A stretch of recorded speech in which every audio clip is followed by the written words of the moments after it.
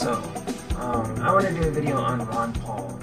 I used to be a big fan of Ron Paul, like a lot of people, when I first encountered his policies, when I was less mature in my political perspectives, when I was less well-read and less aware of the history of politics and political parties left and right, and of libertarianism, progressivism, etc. I used to like Ron Paul and what he stood for, and I thought that he was the answer and he was the way, but what really clinched it for me that something's definitely wrong about Ron Paul is a video that I saw on him by Noam Chomsky. So Noam Chomsky answers a question from a student at a lecture about Ron Paul. Let's watch that video clip.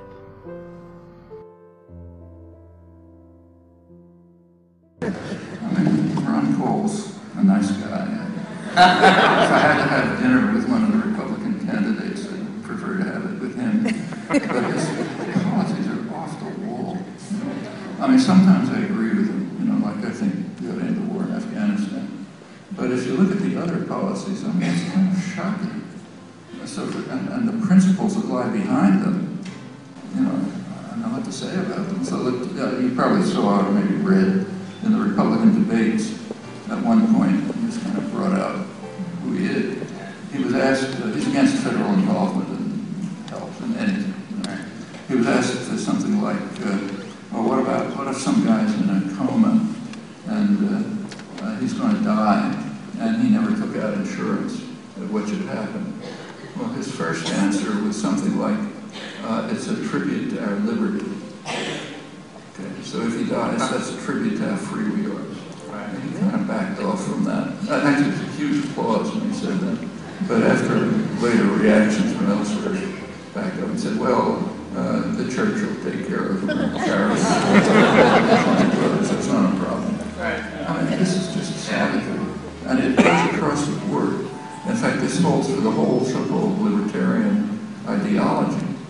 I mean, it may sound nice on the surface, but if you think it through, it's just a call for corporate tyranny. It takes away any barrier to corporate tyranny. It's a step towards the worst.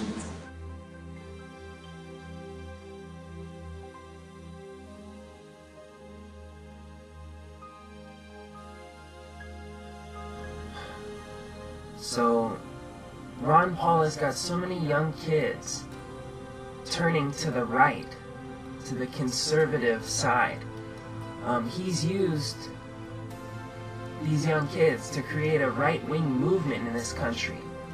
A bunch of kids that you never would have thought would support right-wingers or supporting Ron Paul. I see it all the time. People I would never suspect to be conservatives supporting Ron Paul. I think that's because kids are kind of stupid and they don't really understand the meaning of Ron Paul's policies and what it will really affect in the real world. They see Ron Paul and they think, oh yeah, great, he's going to restore, the people, the Constitution, and put in a sound money supply and whatnot, but what he wants to do is remove all regulation by government. Remove all the regulations. So, like all those private interests that have been running rampant in this country and destroying it. Oh yeah, no, we don't need more regulations of them. We don't need to rein them in. We actually need to give up all control of them and just let them run rampant. That's what Ron Paul is saying, and you guys are supporting it. He's saying there should be no, at all, government regulation of the economy. He's a complete laissez-faire, quote-unquote libertarian, but as Noam Chomsky says, he's actually not a real libertarian, because the real libertarians of the Enlightenment were more social left libertarians, like Noam Chomsky himself, who has been described as one of the 10 greatest luminaries of all time. And if you want to know about a real political and economic philosophy, study this guy, and not, Ron Paul from Jerkwater, Texas.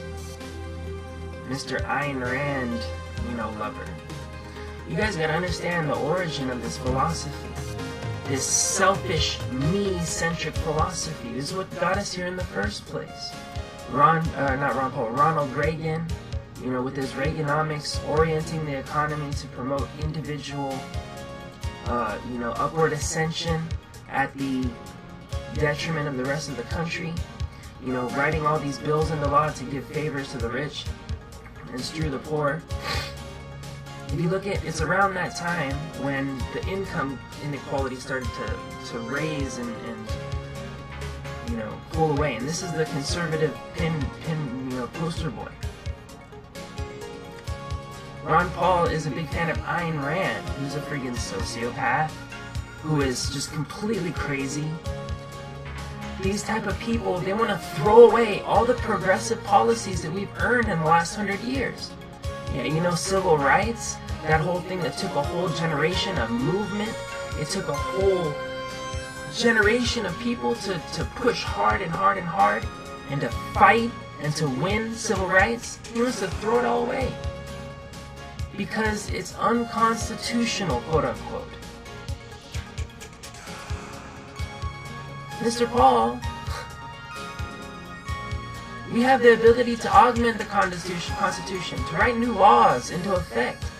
Everybody is enslaved to everybody, yet this came about democratically. The free people in a free country voted for this kind of government, wanted this kind of legislation. Do you object to the democratic process? I object to the idea that people have the right to vote on everything. Because, hey, slavery wasn't working. Counting black people as 1/3 of a person on ballots was not working. Not allowing women to vote was not working. So we augmented our laws and our Constitution. All these people who are so, it's all based on fear, really. You talk to these people, you'll find that it's fear at the heart of it. Ron Paul is playing on your fear in order to feed you his ridiculous policies, which are really just going to favor the rich. They favor people with money. If you heard Ron Paul, he says that if you are dying and you need medical assistance, you should go to the church. The church should take care of you. Really, Mr. Paul? Well, I honestly hope that the church does take care of motherfuckers, because surely he's not going to take care of them, him being a private practicing medical doctor, whatever. You know, the church should take care of them. Please, Mr. Paul. I appreciate your sincerity, supposedly, you know, and your ability to look at that in that kind of way and see that the community should be involved in taking care of people. But don't you see that that's the exact essence of the social programs? That the community should take care of the people. How does the church take care of them? Because they get money from the community. What's the difference between the church and the government? As long as taking money and giving it to the community. Nothing. As long as the problem isn't that the government is stealing your fucking money. This is what Ron Paul and all these fucking nutcase libertarians have got you believing. That the government is stealing your money, you know, and misappropriating it for bullshit. And it's true that we've got so much corruption in the government based on the tyranny of private interests, selfishness, like Ron Paul is advocating, this chronic narcissistic selfishness because of this. Is the reason why that all of the social programs, all the taxes, all the money in the government is being screwed and put in the pockets of private interests and not into the country, and why it's not working, and why we keep pumping money into it and it keeps getting screwed. So libertarians say, oh no, you know, chop off the whole leg instead of try to treat the wound, the illness. He wants to chop off the whole, you know, leg. Figuratively. He wants to say, no more taxing people. You know, a lot of these people believe that taxes themselves are wrong, that there shouldn't be taxes. I wouldn't mind paying taxes if I saw that my money was actually going into the country and to helping people. You know, it's just like Christmas. Today is Christmas. You feel good when you give someone something. And it makes them, improves their life and their well-being. You feel good about that. And people want to pay into the country to make it better and to help those who are impoverished. Like all these people who are going around and paying for the layaways at Kmart's and Walmart's, which is another story happening right now. It's very interesting. People want to help out and to give back to the community, especially those people who have a lot. Or they should, and if you don't, you're a prick, and you should have your money taken from you. That's what I think. I really think that people should be forced to not be greedy. People should be forced to actually give into a non-corrupt, regulated, heavily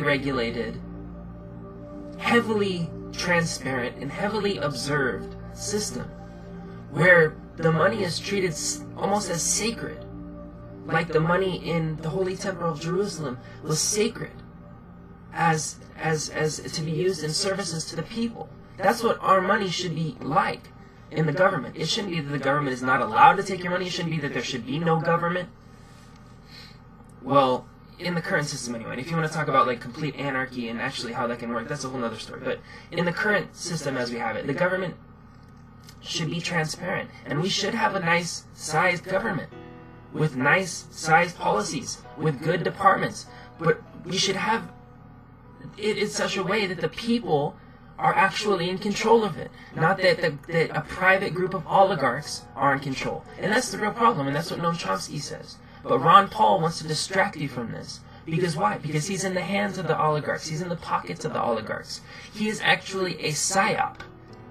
He's actually a government, CIA, maybe plant, Trilateral Commission, Freemason plant, whatever that you believe, reptilian, whatever, plant, in order to get all these young people supporting right-wing policies so that they can eviscerate all of the progress that we've made and restore us to total and complete feudalistic tyranny. Ron Paul 2012!